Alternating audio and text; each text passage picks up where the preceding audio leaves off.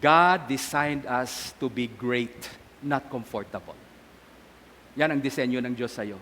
You are designed by God to be great, not to be comfortable. Pero ang daming Kristiyano ngayon, ang pinaglalaban nila is not about greatness and serving. They fight for their comfort. Pinaglalaban nila yung comforts nila. You know?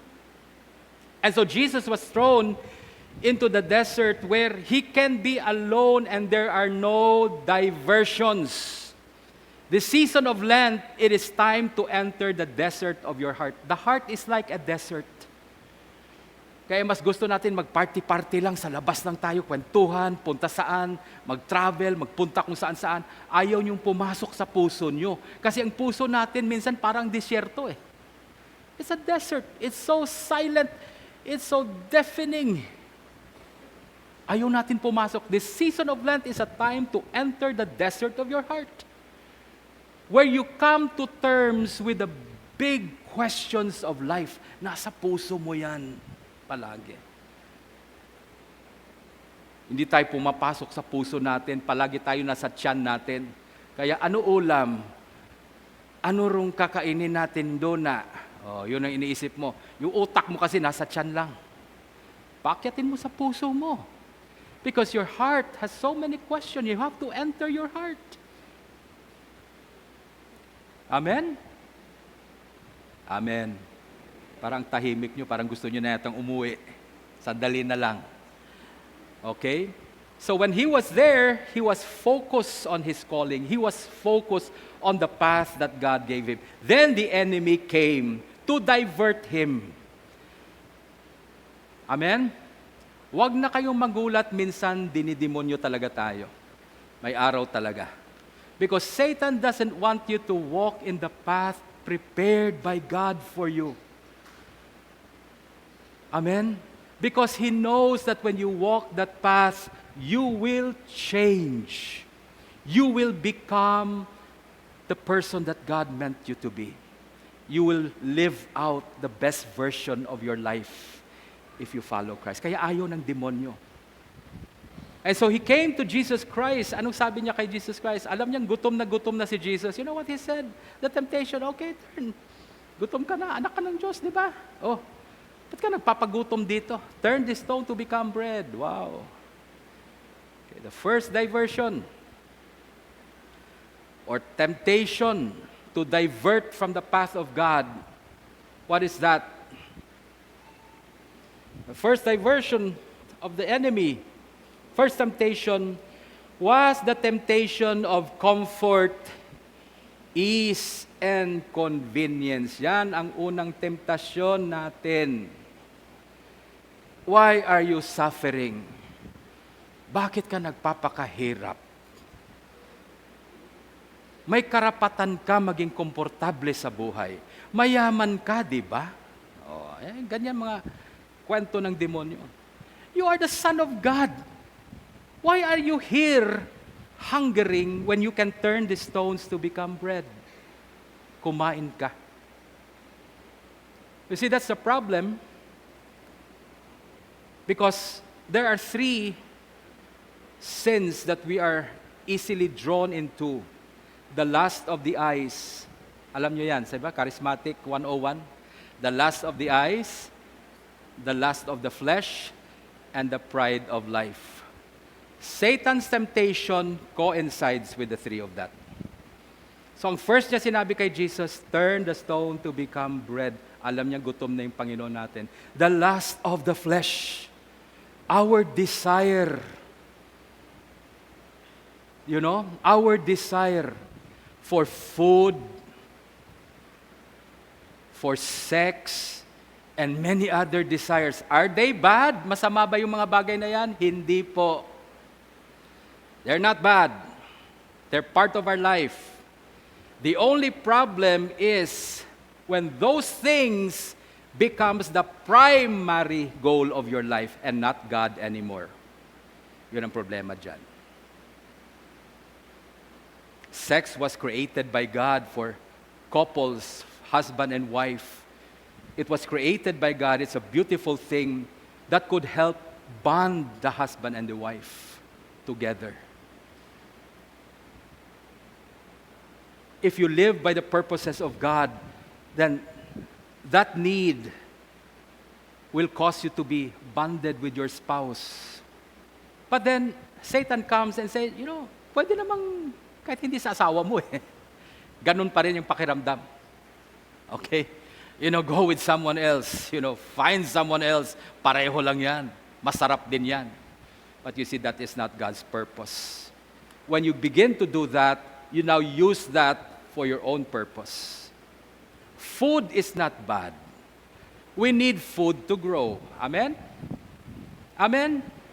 We need food to grow, but this is what Jesus said. When Satan said, turn this stone to become bread, you know what Jesus said? Yeah, I need bread. But not just bread alone. I need God as well. I need God more than my bread. Yes, kailangan ng pagkain. Pero mas kailangan ko ang Diyos. Yan ang sinasabi ni Jesus. The lust of the flesh. The second temptation was Satan brought Jesus to a high mountain at pinakita niya yung kingdoms. All the kingdoms of the world, He showed it to Jesus. And this is what He said to Jesus, I will give you these kingdoms. It will be yours. You don't need to go to the cross anymore. It will be yours. All you need to do is bow down to me. One time lang. Di ba ganyan naman yung temptasyon? Hindi naman sinasabi ng, gawin mo araw-araw ha? Hindi. Sabi niya, one time lang. Samahan mo lang yan. One time lang. Pagbigyan mo lang.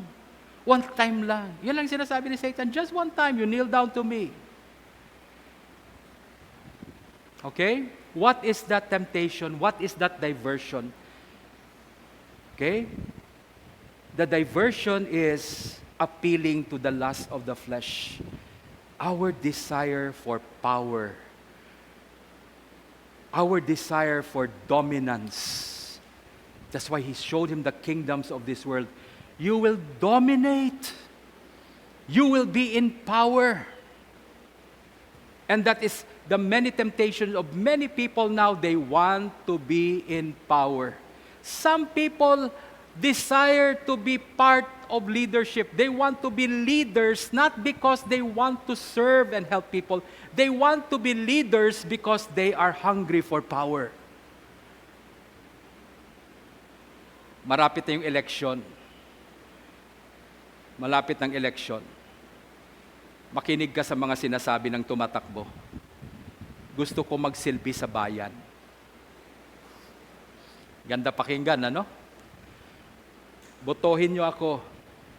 Pagsisilbihan ko kayo. Kayo ang boss ko. Galing. Ganda mga pick-up lines ba? Kaya pag election, bilib naman tayo. Meron dun sa amin, sabi niya, basta ako, serbisyo. Galing ng mga pick-up lines nila. They want us to believe that they want to be leaders so they can serve us. Pero wag kayo. Pag yan ay naupo,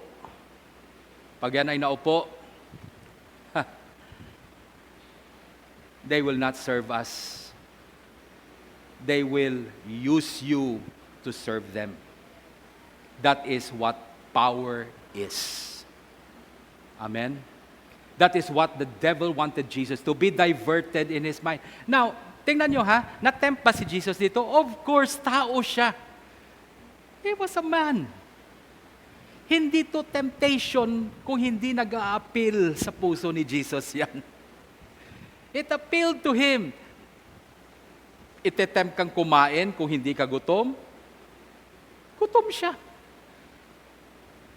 Now, power and influence. Is it good to have power?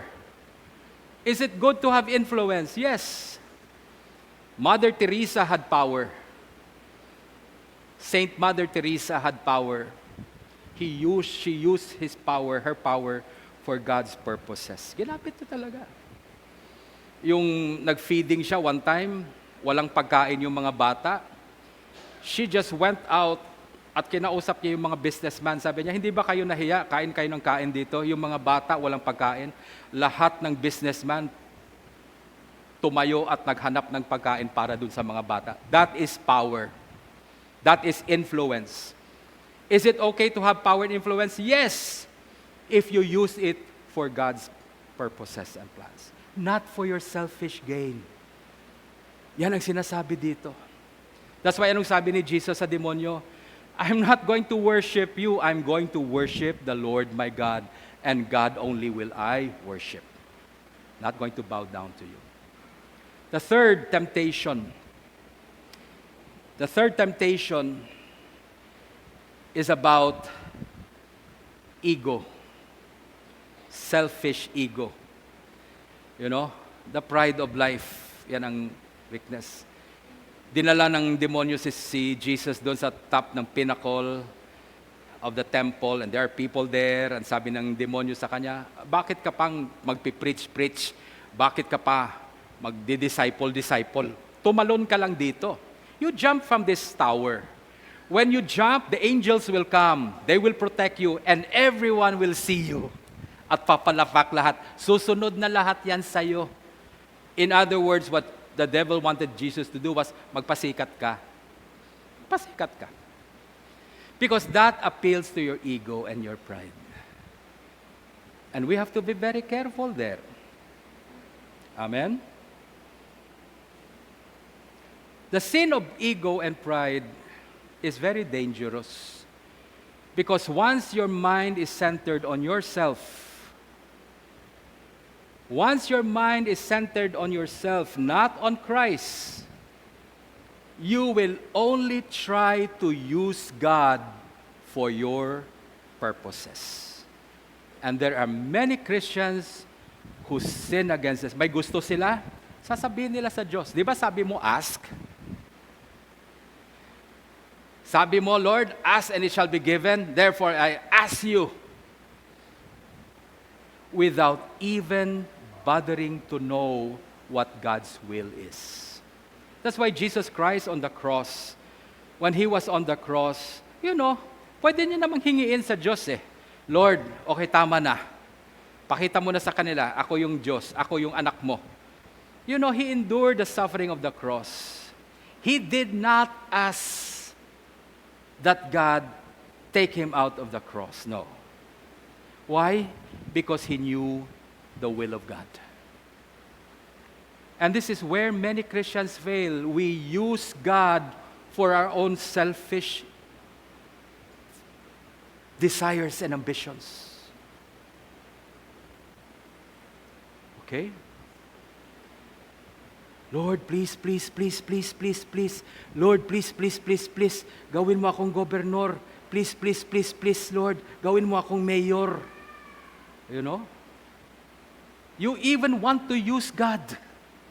Gagamitin mo ang Diyos para makuha mo lang yung gusto mo sa sarili mo. We don't even bother to go before God. Lord, tell me what you want from me. What do you will for me? And I will do it for you. We don't make those prayers. Palagi ang gusto natin.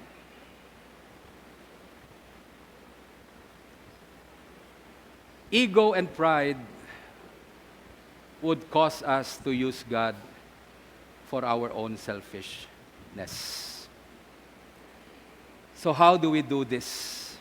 How do we counter these temptations and these diversions that the enemies will do in our lives? Paano natin? Well, on Ash Wednesday, tinuruan tayo ni Jesus, di ba? You fast, you pray, and you give.